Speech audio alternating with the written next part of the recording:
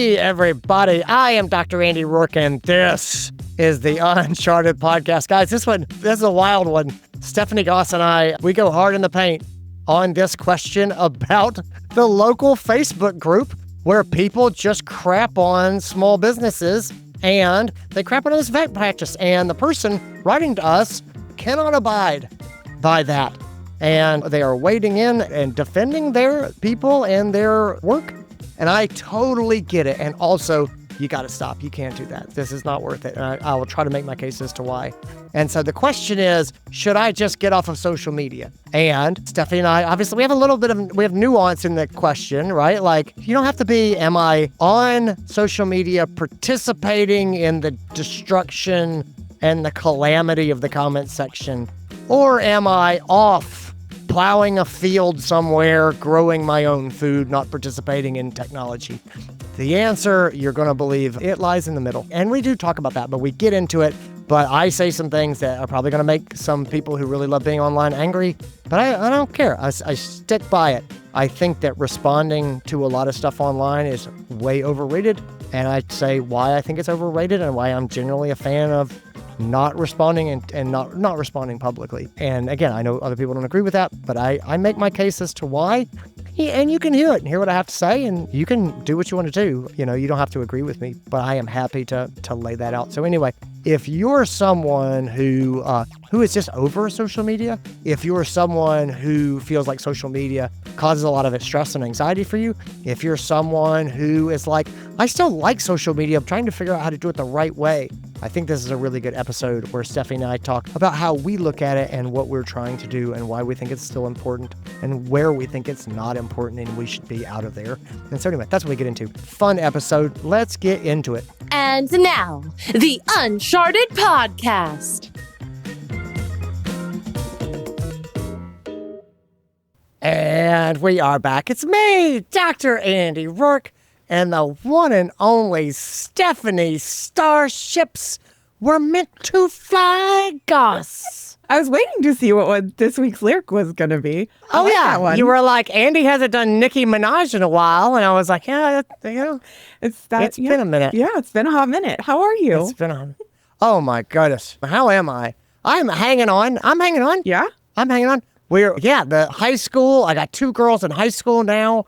And we are in high school. And so the high school football games have started, which my younger one is wanting to attend. And yeah, there's pep rallies and making new friends. And then, friends doing naughty things like vaping during the pep rally, which caused like a Brady Bunch style conversation around how we want to behave and what it means to hang out with people who are doing things that you don't agree with. And, things like that. And we had some of those conversations. The biggest thing for me is the deck on my house, which is like a big part of the house, is being completely torn off of the house right now. Okay, we talked about this a couple weeks ago, and you had to do a gentle breakup, a gentle letdown. I remember that part of the story. Oh, this has been hard on me.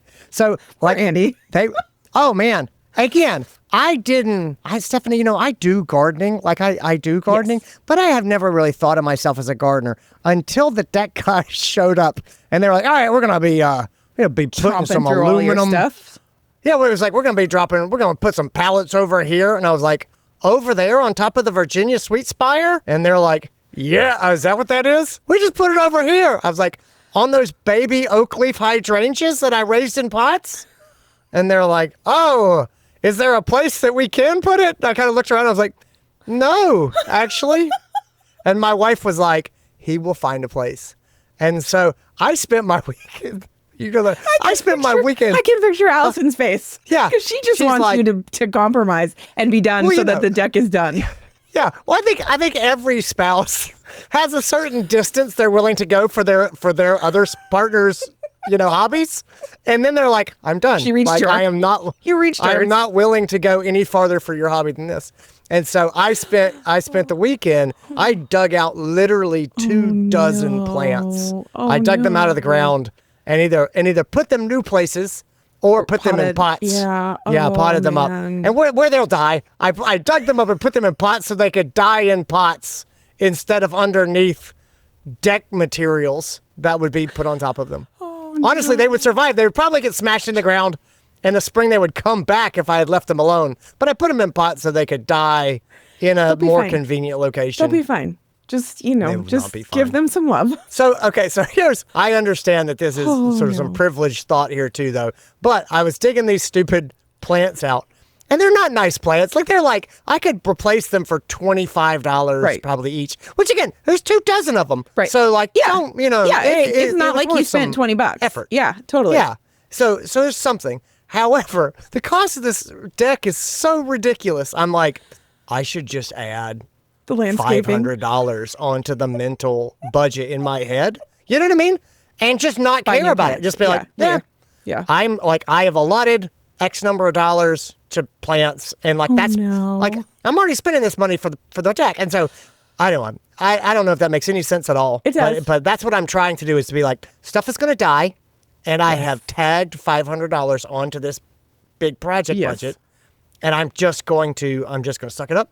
And I'm just going to buy new stuff. Yeah. And like, that's just, but what I'm not going to do is be angry every single day. Right. Because something. When you look outside and it's all just crushed. Oh, 100%. There's going to be tramples marks through these beds. Like, anyway. Oh, no. Anyway. And people are like, oh, Andy has an amazing yard. I don't. It's just mine. Like, you know what I mean? It's not that it's amazing. It's just that I worked hard on it. No, you have to stop. It's like when you tear up a kindergarten kid's, like, coloring is like, they worked hard on that. No. Don't be self-deprecating, because you have a beautiful yard and you have worked really, really hard on it. And, you have a lot of potential because you have such a huge hill. Like, I remember when you started and it was like, there's so much space. Where do I even start? And you're like, your dad was like, just pick one corner and just put a plant in. Like, pick one. Yeah. And like, but you really have done a lot of hard work. Well, so I can understand. It's been 5-6 years of just picking little hills and trying to make it pretty. I can understand that frustration. But again, this has been a massive exercise in trying to shift perspective. You know what I mean? Like, totally. It sucks that I have to redo this deck, which is like 10 years old, and like I shouldn't have to do that. And it's not optional. The thing is not safe, and it's happening. And it was like, I can either, again, just be angry every day when I look at my own house. I can be angry, or, and I'm still wrestling with this, but I'm trying, or I can get excited and say, you know what? We're going to get this a nice new deck, and it's going to be the kind that I wish that we could have afforded when we built the house, and we couldn't have. And so I'm going to get the deck that we wanted to have, and I'm going to love it. And then after this is over, I'm going to garden even harder. There you go. So that it's like, and then I'm going to look at my garden every day from that deck. I'm going to stand out there, look at the garden. That's what I'm going to do. There you go. Every day. I love it. Wait, so does this mean that we're going to get to hear like jackhammering and stuff? Is it time for another jackhammer episode? Yes, there is a chance that during this, like, they're tearing the old deck apart. Oh, and so there might be some sawing and things like that. And so, yes. But it could be a replay of Stephanie Goss and the jackhammer, which is one of my favorite podcast stories. So Stephanie was at a hotel. Very early on. Very early on. We hadn't worked together very far. I think you were still kind of stressed by working with me, and you were like, this has to happen. Well, we were in Kansas City for our first road to Uncharted, and it was right afterwards, and we had scheduled this episode and realized, I'm still going to be in Kansas City. And so then it was like, surely we can podcast. This will be fine. And it was before either of us got serious and got a podcast studio set up in our house. And so we have microphones. We're using our AirPods and Zoom to record. Yeah. And I was staying in an Airbnb because I was there for a bit of time. And they were like, there's going to be some floor work while you're here. And I thought, no big deal. It'll be fine. And I thought, I'm mobile. I have a laptop. I have AirPods. Surely I can go sit in my car and record this podcast episode with Andy. And so I didn't account for the fact that it was like 100 degrees and 110% humidity in Kansas City. So I'm dying and my air conditioning is going full blast and there's that sound. And then they're working on the floors and it's banging. And I'm like, okay, I'm going to go out to the car and do this and I'll be quiet. And I got reset up and Andy and I restarted the episode. And 2 minutes in, this man comes walking over and starts jackhammering on the drive. He waves at me. It's just starts jackhammering on the driveway right next to It was literally right next to your car. Like, how the chances of a man carrying a jackhammer over to your car and just like busting up a rock next to it were just... Yes, it was like, okay, we saw him coming I give up. and we were making the episode and we were both like, "Is that guy got a jackhammer? Is he's coming directly towards you? Yes. Surely. And that was the episode. Yes, it was. And then we called it and said, you know what, forget it. That's it. Sometimes the universe sends you very clear signals about what you're supposed to be doing and what you're not supposed to be doing. And we were not supposed to be podcasting, making podcasts on that day. Well, we are going to try today, and hopefully your duck is quiet. We'll see how today goes. We got a great episode. I'm actually kind of excited about this one. This is another one. When I read it, I had a lot of empathy for the writer because I was listening to their story and their email was quite long, but had a lot of great background info. But it started by telling about their local Facebook groups. And as soon as I say that, people listening are going to go, oh gosh, because we all know, right? Like we all know. And they have seen this recent uptick. They have local groups on Facebook that are like community forums meant to share like upcoming events. And they've always been like part gossip board, even when they were a billboard in your community store. But like, that's how information gets passed in small towns. And so they were saying, okay, well, we have these Facebook forums now. And recently there's been this huge uptick in really the gossip versus sharing of information and talking about things. And so we all know the groups, right? And in ours anyways, there's constantly people asking, hey, I just moved to town, or hey, we need a new veterinarian. Who would you recommend? And they almost always, at least in my experience, start with a good intention, asking for referrals. And usually within the first 5 minutes, they devolve into people bashing on the different clinics that people bring up in the comment section, because we all know how the comment section goes. And people cannot stay positive. They cannot stay on track with the original post. And so this was a clinic that was like, hey, look, it's devolving into bashing of various clinics and small business, and people are, being very cancel culture, threatening clinics, and even prompting other people based on their comments to make board complaints against local veterinarians for things that they feel are errors or worthy of a board complaint, I guess. And so the email came from a younger associate veterinarian, and they're at a local GP practice, and they're really struggling because they're in a bunch of these forums, and they're like, it's really hard to hold my tongue when people start trashing our profession and our clinic in specific. But they're like, even other competition, it's really hard to keep my mouth shut. And luckily, my practice owner and my practice management have been really supportive and understanding when I can't hold back and I respond in the comment section. However, I would not be supportive and understanding, just so you know. And we can talk about that. Yes, exactly. Hold that thought. I'm not sure that that's luckily. That might be enabling behaviors that are causing more pain than good. But we'll talk about it in a second. So they gave us a great example, and they said there recently was a kennel owner in town who wrote a post about a local veterinarian who doesn't perform euthanasias. And this is where it hit home for me, because we have one of those veterinarians in my town, and so I'm intimately familiar with this. And the comments immediately went to suggesting mass negative Google reviews, contacting the board, like just annihilating them on social media. And so someone from this person's clinic tried to diffuse the situation by responding directly to the client, but it didn't go very well. And so they wrote a response, and the post got over 1,000 reactions in like 4 hours. And they said, I kept it really general and empathetic and focused on education. There was a lot of very positive comments, and there was a lot of people who just went nuts. And so their real question was, hey, I'm a millennial. I'm a young veterinarian. Do I just get off social media? And it was really interesting to me because it made this massive switch. Here I have this question. Do I just purge myself of social media? Which is why I thought it'd be interesting to talk to you, because you and I both have some strong opinions at this point about social media. So they said, I've had some people say it's super unprofessional to respond in any capacity, like just ignore it. But I'm really struggling with the mentality that consumers can always say whatever they want, and we have no rights to defend ourselves because we're doctors and it's unprofessional of us. And, they're like, after all, don't we learn in school that frustrated clients want to be seen and heard? And so shouldn't I respond to them so that I can help make them feel acknowledged and heard?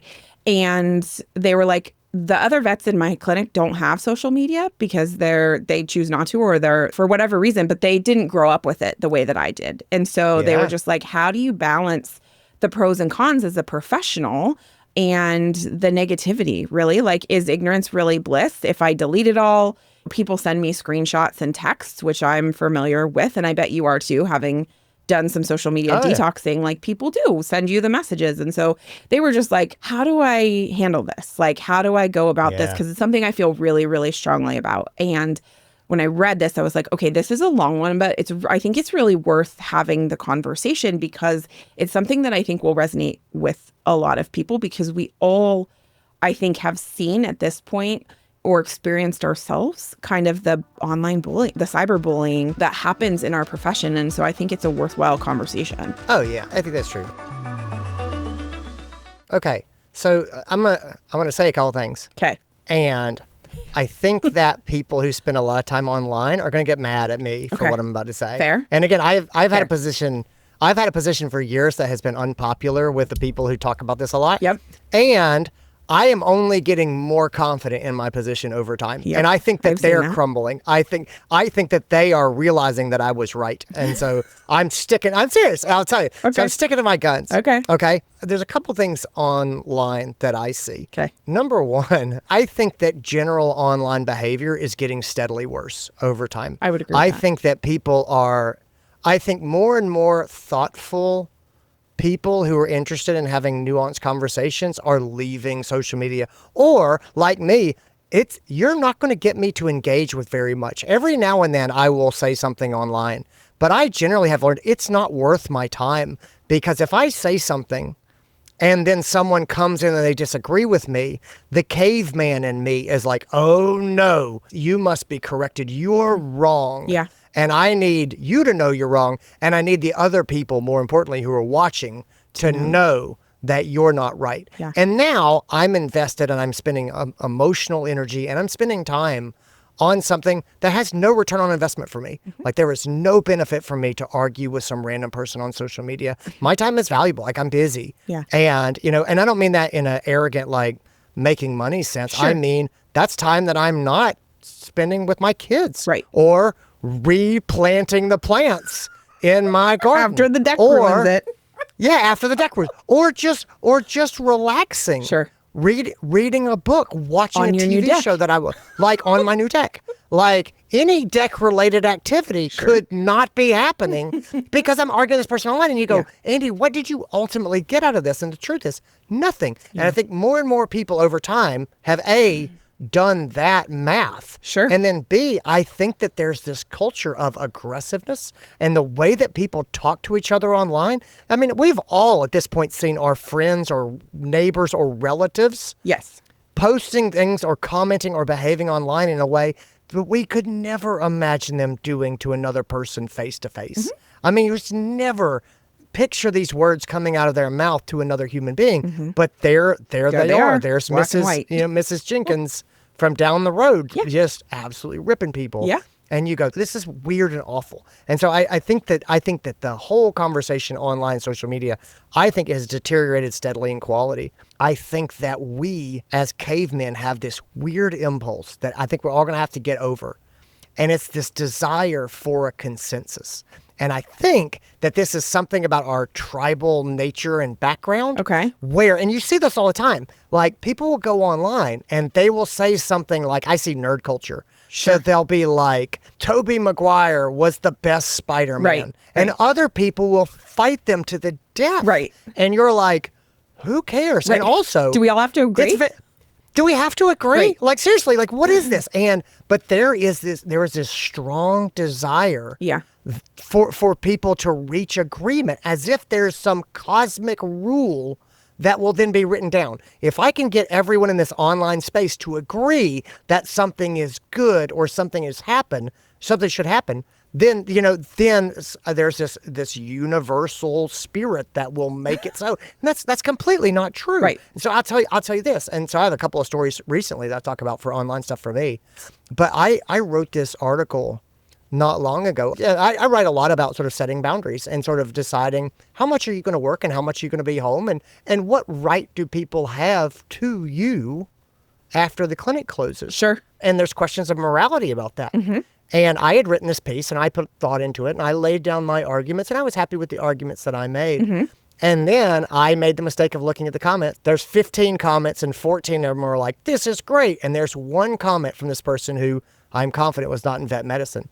And she said, well, just so you know, being a veterinarian is not, in all caps, a job. It is a calling, and maybe you should have thought about that before you signed up. I roll hard enough. Exactly right. And I'm like, I felt all the emotions, and I and the moral immediately judgment. drafting. 100%. The judgment, like I felt some level of shame. Again, like I don't agree with her. Like what she says is nonsense. Right. And I immediately started like writing a response in my head. Right. And it was like something along the lines of someone who loves veterinary medicine and being a veterinarian and who has actually done this job for 15 years. I can assure you that it is, in fact, a job. That is what it is. Right. And like that goes nowhere. It goes nowhere. And so I did not respond. But it really bothered me. Yeah. And to put this in context, that is one person out of 15 in this one social media platform that had something negative to say. I have no idea who this person is. I don't believe that I think that they're wrong. Like this, they're flat out wrong. I do not agree with them. I have strong reasons why I don't agree with them. But the fact that they don't agree with me bothers me to some level. And I see that again and again online. And so I think that we have this innate desire to not have people disagreeing with us. And so any forum like the one that they're talking about, I think is innately challenging. Yeah. And the last thing I want to say about this, the online thing, to frame it up is, I really think, Stephanie, that the online world now is the Matrix from the sci-fi movies. Okay. Like, if you believe it is real, it becomes real. If you believe that you are locked in a battle for survival against these other people in this local Facebook group, that will be your reality. Your body will respond to that. If it's true, your blood pressure will go up, your stress hormones will go up. Like, you will ruminate on it, you will think about it. Like, you can absolutely you can give yourself an ulcer about this. Or you can say, that's garbage, I don't care what those people think. And probably it will have zero effect on you. Like, it will 100% be ephemeral. It'll be like turning off the television. And it's amazing to me how often people lean in and they think that the arguments online are some representation of reality. And you see when people fight about politics, like, they've bought into the idea that these online fights equate to the real world. And they just don't. And so I'll tell you, the biggest thing, there was two things in my life that really made me believe that. And so the first one was in 2016. It was the election. And I'm not saying anything political here other than online, it looked like Hillary Clinton had that election won by a landslide. I mean, it was, and I don't think it was an echo chamber thing. Like, I read widely, and it just, the online world was already saying, this is our next president. And that did not happen. And people were completely floored because that was, what was online did not match what happened in reality at all. And the other thing is, I have unfortunately gotten to work with and support lots of practices that have been attacked online. And it looks like the world is ending to them, and they get hate mail and phone calls and horrible things. And they're crying and they're like, this is the end of my business. And 3 weeks later, you would never know that it happened. You would never know it happened. It was a flash. It was sound and fury symbolizing nothing. And again, I've seen that over and over again. And to the point I go, I don't think this is real, guys. I think I think it's as real as you make it in your mind. There are some differences, like there are some exceptions to that, obviously. Sometimes there are things online that definitely do have real world consequences. Don't get me wrong, I'm not minimizing those things. But for the most part, when we're talking about piddly stuff and people fighting online, it is the Matrix. It is only real if you decide that it's real. And if you want to unplug from it, you can, but you have to make that decision. Well, and I think one of the hard things for me, I have some thoughts, and I probably, so I think, a lot of what you and I talk about is there's always a spectrum, and I think where you are and I am on the spectrum are close together, but I probably lean a little bit even more in the middle, because I do, and I want to talk about it. I do find value in both clinically and also personally in how I engage online. However, I am with you, and you have taught me a lot, and also seeing the stress and the actual real world consequences to colleagues has made me very intentional about how I engage online at this point. And so I when we get to action steps, and I want to talk particularly about some things that I've done that have really, really helped me. But what I will say, the thing that I think makes me the most sad is I agree with you that the reality, if you believe it, it will become true. And the thing that is the hardest for me is when I see colleagues, and in particular, just so many people who are experiencing that comment section in real life, and for whom it is so bad that the way that their mind views it is it's a never-ending thing, right? They can't see, there's no perspective because they're so close to it that they can't see the end, that it is possible for there to be an end. And I think we exist in this place where media in general, but also social media, sensationalizes the negative, right? It is skewed to the nth degree to negativity bias. And so the stories that you see constantly are, especially when it comes to veterinary medicine, are of colleagues ending their life over the experiences. And it's so hard for me because it is absolutely real. And there's no taking away the pain and suffering that is being caused. And also, it's so hard for that to be the face of the story that we tell ourselves, because that's not the whole story. And so it's really, really hard when the focus is so negative. You have to be able to figure out how to find that perspective and step back from it. And having had friends whose clinics have been attacked in that moment, I can only imagine how difficult it is to try and step back from that, because you're getting death threats at the clinic. You're getting hate mail, to your point. That I can only imagine the stress and anxiety, because I think about myself and I think about how my blood pressure goes up just when I read the comment section on something that I have no stake in, right? Yes. If I'm being attacked on a personal level for my clinic, for my profession, you bet it would absolutely be real. And I also think that we need to try and figure out how to find the middle more as a profession, because I feel like we tend to, with the help of media in general as a society, skew so heavily towards that negative.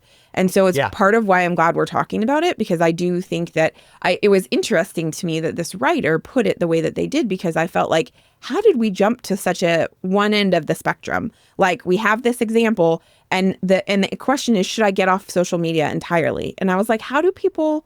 I wonder how people make that leap to one end of the spectrum. I love that you said that. Okay, so the business of social media is all predicated on you believing that this content is important. Sure. There's nothing about it that says, none of this is that serious. They want you to believe that this is important. Absolutely. And so when you see this, it feels important, and people treat it like it's important. And so everything is telling you this is important. And so when you get put under the microscope or people start to attack you, it really feels awful. I think also, and I think you sort of said this, I think really well. We're all different people. And so it's not lost on me, because I will jump on and speak strongly and say, well, this is what we need to do. But let me also say, it has been made clear to me, and I think it's true, other people don't feel like I do when they're on social media. They have a very different experience. Yes. You know the same people that I do that go on social media, smash heads together, they're kicking people in the crotch, smashing them with an elbow online, and they're like, great, I feel good, let's go have lunch. Yeah. And I'm like, I just want to go cry somewhere, and I wasn't involved in this. There are brawlers, but they're people I like. And I see them online, I'm like, and at first I was like, you're doing this wrong. You're doing social media wrong. And they're like, no, not. This is great.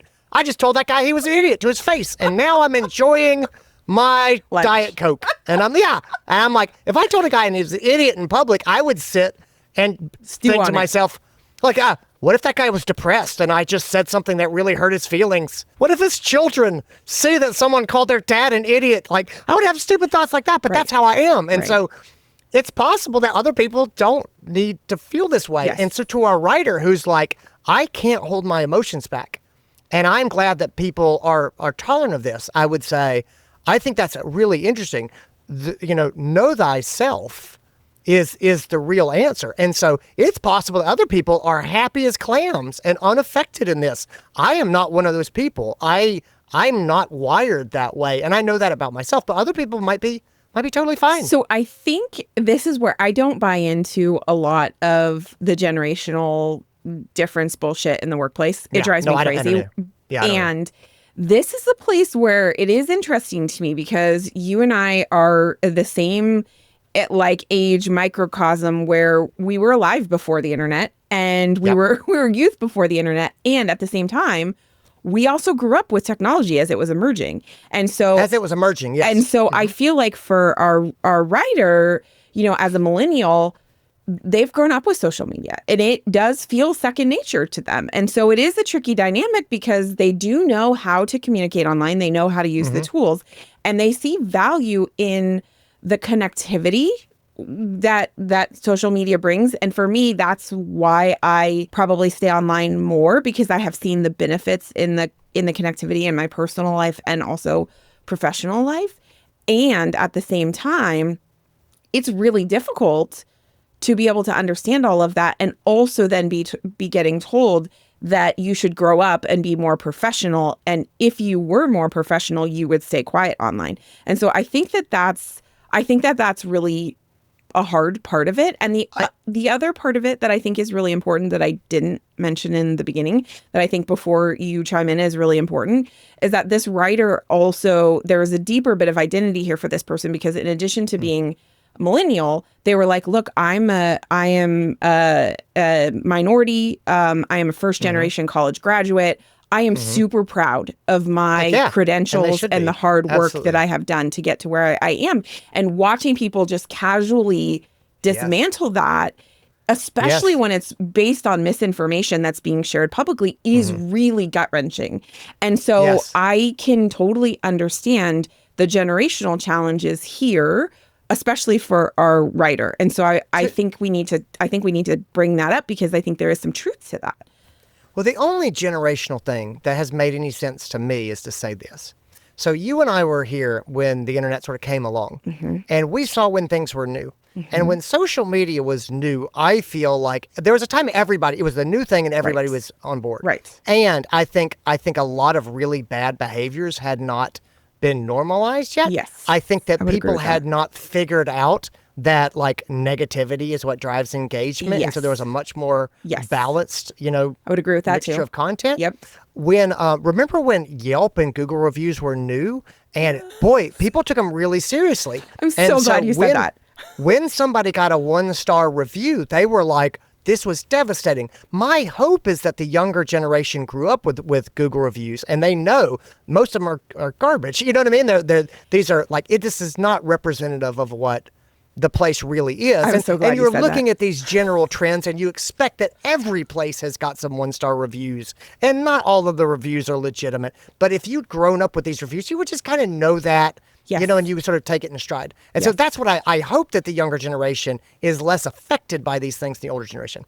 That said, my strong belief is that when someone criticizes you directly, when they criticize your baby, something that you have poured yourself into, I still believe that there are caveman triggers that get set off. Yeah. You know what I mean? And I don't know that you're like, I grew up with the internet. I know it's okay if somebody says that I'm a horrible human being. Right. It's like, no, you maybe at some level are a little bit more okay with it. You're definitely probably much less affected when your friend gets called something horrible, because you've seen it. It's still, I think it still hits real buttons when it's you. Yes. And so, but here's why when our writer says, maybe I should just get off of social media, I go, I think that these things unfortunately are true. I think it is unprofessional to get in the mud and fight with these people. And some people are going to get really mad when I say that, but I'll explain what I mean. Okay. But I do think that there's I think it is unprofessional. I think it's not fair. It's definitely not fair, but I think that's true. And so if you say I am fighting for my life here. I am defending this thing that I love, and I'm not allowed to fight, and I have to watch them burn it down, I would say, I think you should leave. I think all those things are true, and it's not fair. And I think if you can't do that, and I can tell you I can't do that, then but I'm out. Yes. And so I will step back here and say, I am not off of social media. And I think the answer for most people is in the middle. Yes. And so when we were thinking about this, and sort of, let's take a break here and then we'll get into some action steps too. But I want to talk about sort of using social media. Yeah, totally. All right. So let's do this collaboratively. So I started thinking about before the episode, I was like, what are the reasons to be online? What are the justified reasons? So let's get intentional here. Yeah. Because these things are going on and people are going to bash your vet clinic. Yes. And especially if you got this Facebook group, and it has developed a culture where we just crap on small businesses is what it sounds like. Yes. Like local businesses, let's tear them down. Like, what a horrible culture. I can totally believe that there are groups out there that's just what they do for fun. 100%. But given that exists, what are the reasons to be there? And so the first one for me, where I still see real value, is hyper-targeted marketing. And that's paid marketing. Yes. If you're a vet clinic and you want to get people to come in your door, it's pay to play now, friends and family. It really is. It is. You should get serious about who is your target demographic, who are you trying to let know that you're in the area, who are you trying to reach out to, and then you should pay the money to put good advertisements in front of those people. Yep. And they don't have to be good like you hired an agency, right? But you should have some videos. You should show them who you are. And then you should narrow all the way down to the zip codes and the types of families that are going to come in and see you. And you should pay to put your social media content in front of those people because those are potential clients, and then figure out where people come from and calculate your return on investment. But I think that there is a smart marketing strategy. It does not make sense for most people to buy a billboard next to the highway or to run advertisements on television. You know what I mean? Like, yeah, totally. Does it? They totally. But social media ads can absolutely make sense. And so I'd put that number one for me is pay to play. And I think what's so important about what you just said, Andy, because I agree with you. It's not number one for me, but I totally agree with you, is that none of what you just said exists in Facebook groups. Like totally. Full stop.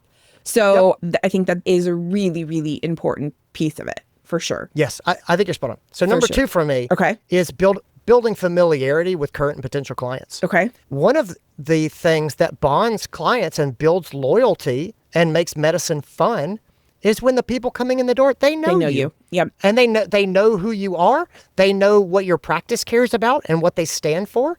And so when people say, what do we put online? I would say, put yourself online. Yes. Put your values online.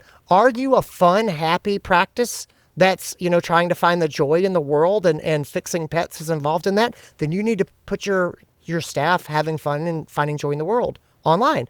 Are you about the highest quality of care possible? You need to get on there and start flexing, do a full medical pose down. Right. To show these people we are serious about the medicine. That's who we are. Yeah. If you're all about client education, you need to figure out a way to continually tell that story and show your people, demonstrating those behaviors and what are you doing for education and why are you doing it? And just tell that story, whatever your story is. But the more often your clients see your face, the more they see people who are wearing your scrubs, the more familiar they are with your building, the more comfortable they're going to feel there, and the more that they're going to probably come to trust you.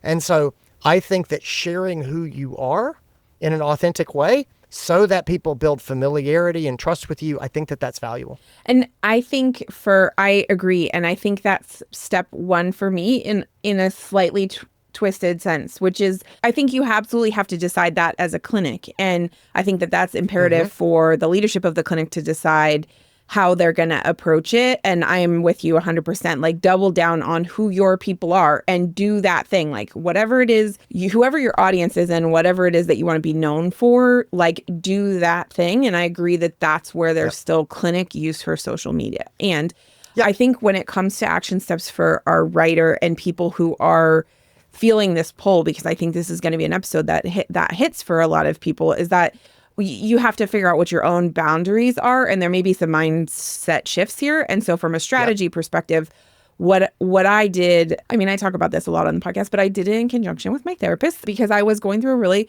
difficult time where I was miserable with a lot of the social media. And I because I was using social media in a lot of different ways, because we are of that generation where we grew up with it. And so I had personal social media, but I also started working for you. And so I was seeing your professional social media. I was also, more people wanted to find me online. So I was trying to figure out, what am I doing? And I had, I had 10, 15 years of the internet pre that time period already built up. And so I really did a lot of wrestling in between conversations with you and some good friends of ours like Caitlin DeWild and Eric Garcia. Like, I really did some thinking. And what I would challenge this writer is to think, who are you online? Because are you acting as a representative of your clinic? Are you wanting to be an educator of the public?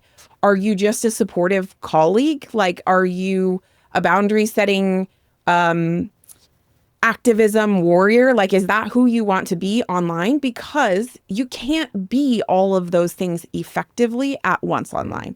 And so I think it is really, really, you have to be intentional about the choice that you make for your role, both online and in the individual conversations, because you will not do all of those things well at one time. No human can't. It's not personal. It is really about, what is it that you're trying to do, and what is it that you're trying to achieve.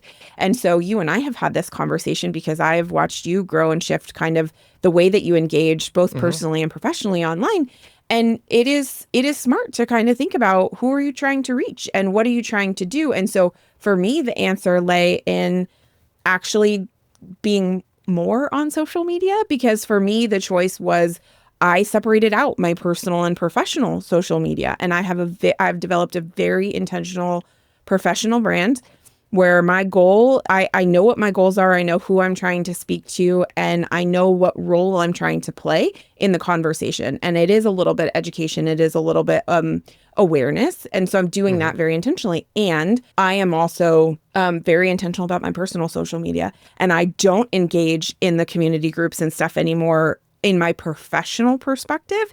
If I do go into those community groups, it's 100% with my personal hat on to look for the things that are going to make me happier and make my life easier. So when I see those threads, I now have developed the boundary to just ignore them. I just full on have to ignore them, because I feel for this writer, because like you, I have a hard time with keeping my mouth shut. And so my choice is, I'm going to reach out and support my local colleague and say, hey, I saw that there was some negativity online. How are you doing? And, that for me does more than engaging with somebody I don't know, that I've never met, that I probably never will meet even in our tiny small town, and keyboard worrying with them. That just doesn't do me any good. So I think figuring out who you want to be will help you in setting those boundaries. Well, I would take it a little bit. I even go one step farther out. I'm going to finish my list here of the reasons I think to be online. But before I'm going to do that, I'm going to say this. My big thing with being online and behaving online is, if you are intentional about what you are doing, and if you are acting proactively, I think you can be happy, and I think you can do good. Sure. I think you have to be very careful about being reactive online. Yes. So what that looks like for me is, I have to I am going to write articles or newsletters or whatever, and I try not to pay attention to the comments. Like, I will check them every now and then, or usually my favorite thing is I'll put out the article on Friday, and I'll look on Monday. I love that. And see, because there's also this thing too. It's funny when you find that people were unhappy with you 3 days ago, and no one told you, and you were not aware of it at all. Yes. You realize that it really just didn't matter that much, and now everyone's already done talking about it, and you're seeing it for the first time. Yes. And you're like, oh. And so anyway, there's this guy named Seth Godin who's a marketer, and he writes every day, like he writes a newsletter. Yep. It's usually good stuff. Yeah. And I saw him, but he's not active online. And someone asked him, they were like, you are notoriously absent from social media. Right. And he said, I am happy to be a conversation starter. I do not want people having conversations in my front yard. He's like, take it out, talk about it somewhere else, and you guys can fight to the death, but I'm not going to see it because I'm not going to be there. Yeah. But I am going to say what I'm going to say. And so wading into these groups, I think, is a bad idea. However, if you have a point you want to make about education, my advice is, do not try to educate the mob with their pitchforks and torches. go off and make something that's educational that makes you feel good. Yes. And then post it on your site and put it on social media and don't tag people. Just make the thing that you want to make and put it out on your own terms, on your own schedule, on your own place. Yes. And so anyway, so the big things for me, right? The reasons I say this makes sense to use social media. And again, I'm not talking about volume. It's targeted marketing, right? Yes. It is building familiarity with your current clients and potential clients. Yes. It is demonstrating your mission, your values, trying to demonstrate your culture. And that's more for hiring. It's more for people who might want to work for you. Right. They're going to look at your social media and be like, what's this place like to work at? And so I would like to make content that's over time that shows that. Yep. And other than that, last minute announcements. It's funny if people show up to your building and it's closed, they'll look at your Instagram. Right. Like, Yes, 100%. They will. And it's like, it's kind of silly, but like power outage, we're closed today. Right. Obviously try to reach out other ways, but you can make some else like that. Yes. And then the last thing is I can see being online for reputation monitoring. Okay. Now, it used to say reputation management, meaning you should respond and people can see you responding. Yes. I did not buy into that for the most part. This is where I had conflicts with really smart people who did marketing. I didn't buy into that back in the day. Right. Like I think that there's a one-liner of I'm terribly sorry to hear that you had this experience. I'll reach out to you directly. Right. Or hey, I just want to let you know I gave you a call and it went to voicemail. Please reach back out to us so that we can discuss this. It's so upsetting to hear you had this experience. And then do not respond again. Beyond that, it's one line, one time. Right. It's not the opening of a conversation. Yes. Something like that. And so reputation monitoring for me is this. There are some clients who will have a bad experience at your clinic and they won't tell you.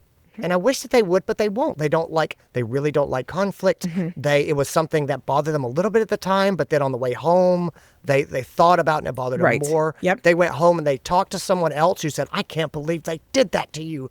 And the story wasn't really relayed very well. And the other person's reacting to a fault or a half-truth. And anyway, they spin up. Part of handling angry clients is making yourself easy to give feedback to. And so if the actual client goes out and they post in the Facebook or whatever and they say this happened or they write the 1-star review, Right. that's feedback. Yes. You can respond to that with something to let people know that you're responding if you want or you're there. I am more and more of the mindset that you're just letting people know that you're there and present. So if they want to say horrible things to you, then you'll see it and they can actually address you directly. Right. And to me, that makes me feel obligated to respond to someone else Sure. who wasn't there, who's acting in bad faith. And like, I don't want that. Yeah. And so anyway, my advice is when you see something like this, identify the actual client and then reach out, not online, to that client. Give them a phone call, send them an email and say, hey, we saw online that you'd had this horrible experience. Can we please set up a time to talk on the phone about it? We obviously want to investigate further and understand what happened. Reach out to that person. Don't ask them to take down the review.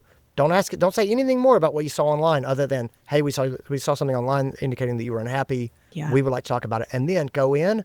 And here's the big thing for me. Actually try to take care of the person. Like the things that you do in your clinic, eye to eye with the pet owners. Right. Those are the things that matter in this Yes. life, I believe. Yes. I really do. Right. And I think that so many of us would be so much better off if we did not look at the stuff online and just invested all of the emotional energy and all of the time into actually making our experience in the clinic better. Well, of really taking care of people. That's the reality we can impact, right? Like, well, you can. Yeah. And if you do that, there's still people are still going to bash you online. Yes. It will never go away. Yes. But there will be other people who go, well, I had a wonderful experience there. Yeah, totally. And that's the thing you can actually control. Yes. And so this idea that you can control this angry, toxic narrative online, you can't. Yes. If you can get small and focus on your own practice, and if there's a grain of truth in what is being said over there, take it, learn it, decide what are you going to do about it. Sometimes the truth hurts. And we just want to lash out, but that's not productive. Take it and then say, guys, we need to address this. We work on this. But that's taking the power back. That's focusing your energy and your frustration. And so anyway, those are the reasons to actually be online, I think.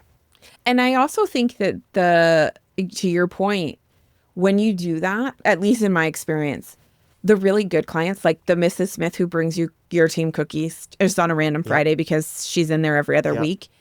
Those are the people who will be in those groups and who will speak up and say, I'm sorry that you had that experience. My experience has been fantastic. This is what my experience has been. They will talk for you, and you don't have to fight that battle as much or as often for a variety of reasons. But I, as a consumer, I take another consumer's perspective, shared, whether it's Yelp or a forum or a Facebook review. I'm going to take another consumer's actual experience, hands down, over the words of someone that clearly has either never been there or works there. Really, like I appreciate the idea of wanting to defend yourself and your employer and your colleagues and all of those things. And I want to hear the voice of Mrs. Smith. And so to your point, like hearing that feedback, as hard as it can be, is super, super important, because that is exactly what happens when you get small and you focus on making things better in your practice. Those clients speak out for you. So I want to tag one more thing onto this, though, because you're right. Hearing that is important.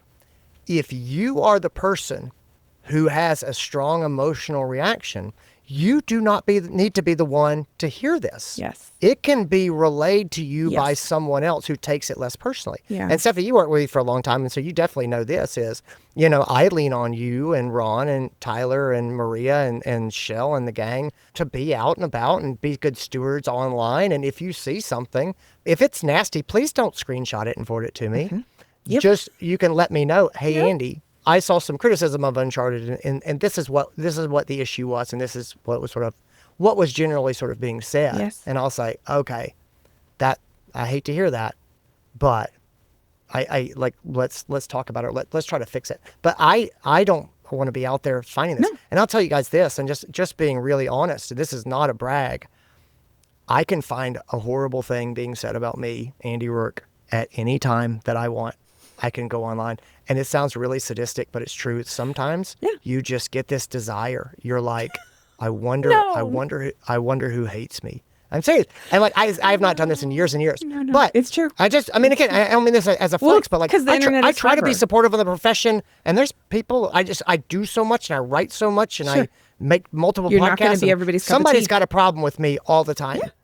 And like, there's this weird thing in your mind where you're like, what if I just Googled myself? What if I just went on Facebook and searched for my name and then just looked at just posts and like but it's there and it's recalls to us. So here's my reasons to not be on social media. Like that's because if you I have to go and look for it. If you go look for it and then you believe it and it becomes reality. Whereas if you just ignore it, it's going to be out there. I was happily living my life. So clearly it was not affecting me until I went and found it, and then it was suddenly affecting me, which is why it's the Matrix. So here's, real quick, we're sort of running out of time here. Here are my reasons to not be online. And so this is an important thing to think about. What you actually do is exponentially more important than what anyone says online. And so like that's it. You are so much better off focusing on the clients in the building, not people who may have never been in your clinic, not haters who just hate on small businesses as a hobby. If something bothers you, fix it in your clinic. If you are frustrated, go to work and lean in and work even harder to provide exceptional care to your patients and wonderful service to your clients. And you'll feel like the opposite. You'll be like, everybody hates me. I'm going to be mean to these people. That's the death spiral. Like, nope, fight back with kindness and love and compassion and dedication and do it and commitment to do good work. And so that's number one. Number two, I think online civility has fallen so low that the risks are just so much greater than any rewards of responding or engaging. So I'd say that. Number three, online conflict, it crushes personal boundaries. I don't know, maybe other people can do this, but I have all the personal boundaries. I have good self-esteem. I know what my values are. I feel worthiness in myself, all of those things. And when that person said, you idiot, this is not a job, it's a calling. You should have known that before you signed up. It makes me rage. I was going to say, the flaming raging sword of justice comes out. 100%. And like all of the boundary wellness out the window. And again, it's like, I am a pretty laid back guy. And I do feel good about generally who I am as a person. I am almost 50 years old. I am comfortable in my skin, and it still gets me, which says to me, you can talk all that noise you want about, boundaries and blah, blah, blah. I can't stand in front of that firing squad and not have a deep emotional reaction. I just can't. Sure. And if you just can't and you see yourself blowing up, it's what we always say, Stephanie. If you're surprised by something again and again, at some point, it's not a surprise. It's your business model, right? Which means no one at the clinic should be acting surprised that this person can't hold back and wades into the fray. Like, at this point, you guys are either endorsing this behavior or you need to make a move to curb this behavior and figure out how them to do that. Yeah, help them get some boundaries. Yeah. If you think about the emotional labor that is involved in responding to these types of things online, and you take that labor and multiply it by the number of hours in your head that those things are living, what is that worth? What is the cost to you of being even aware of this stuff? Because I don't think you can be aware of it and not begin doing that labor and having those reactions. And so there's a cost to being involved. There's punching up and punching down. And this is kind of what the writer looks at a little bit. And this is what I meant when I said at the beginning about professionalism, right? This is where people get mad. It's not about me saying, look, this is what a doctor should do, okay? These are the rules of the game. In the game, if you're going to fight with someone publicly, the audience is going to watch. And they are going to figure out who has less power and who has more power. Right. And if you're the person with more power and you're attacking, you look bad. And the people watching are going to generally, if they don't know you, they are going to root against you because you have more power and you're attacking. In fights online, pet owner versus veterinarian, the veterinarian has all the power. They are the ones who hold wellness or withhold wellness. They are the ones who can fix your pet or let your pet die. And they're telling the pet owners to calm down. You know what I mean? And that it doesn't fly. It's not fair. I told the story about my dear friend who got called on her weekend and went in on Sunday and unlocked the clinic. And the woman was worried about her dog, and my friend fixed her dog, and the woman grabbed her dog and ran away. And my friend ran her down and called the police. And the police came and gave my friend a hard time and said, she was just trying to help her dog. How could you call the police? Like, people, there's a power imbalance. And in the court of public opinion, it is not fair. It is not fair. Yeah. The pet owners they have less power than you do. And so if there's a grievance and they're in a fight with you, unless there's an obvious thing where this person is a nightmare, they're going to get the benefit of the doubt. And you're not. You're going to look like the person who has the power, who's fighting with someone who doesn't have any power. And so anyway, just the optics are just bad. Please don't get mad at me for saying that. I don't want it to be true. I'm not saying that's good. It's not good. It's so frustrating. Yeah. But it's not fair. But public perception will turn against you most of the time. Totally. And so so I say that about waiting in, punching up a person down. And the last thing is, who do people resonate with?